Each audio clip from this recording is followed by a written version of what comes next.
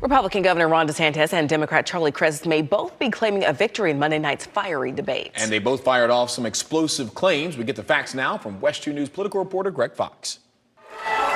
Early in the debate, Republican Governor Ron DeSantis defended reopening schools in the fall of the pandemic's first year by pointing to the new national report card on schools. Florida, number 3 in 4th grade reading and number 4 in the country in 4th grade math. Let's bring up the meter. The governor's statement about where Florida ranks is a fact, but it leaves out vital information. Just look at the national report card headlines. Lower 8th grade mathematics scores in 51 states and lower 4th grade math scores in 43 states. Here's just one snapshot. 8th grade reading, the average score for students in Florida in 2022 was lower than their average score in 2019. In fact, Florida 8th and 4th grade math scores also dropped, and 4th grade reading scores remained the same.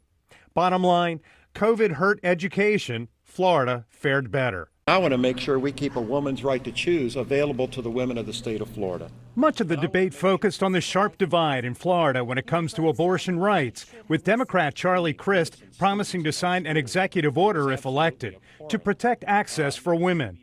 Then Republican Governor Ron DeSantis made this claim. He also supports sex-selective abortions, which is used to discriminate against little girls. He supports dismemberment abortions, where they literally will tear the baby limb from limb. And he supports taxpayer funding of abortion all the way up until the moment of birth, and that is wrong.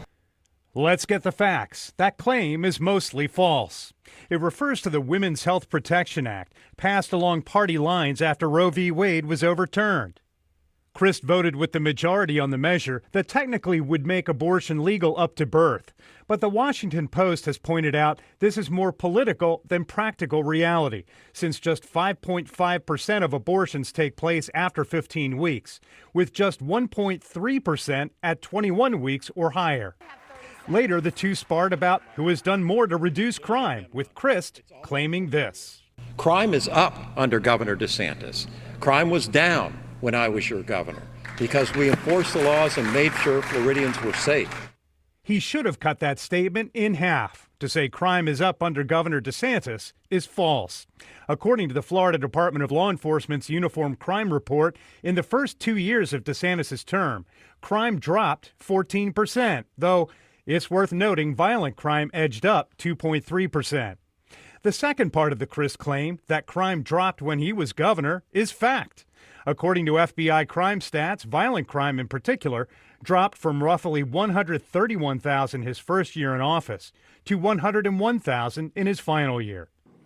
Several times during the debate, Crist challenged Governor DeSantis to commit to serving a full 4 years if he's reelected and not run for president.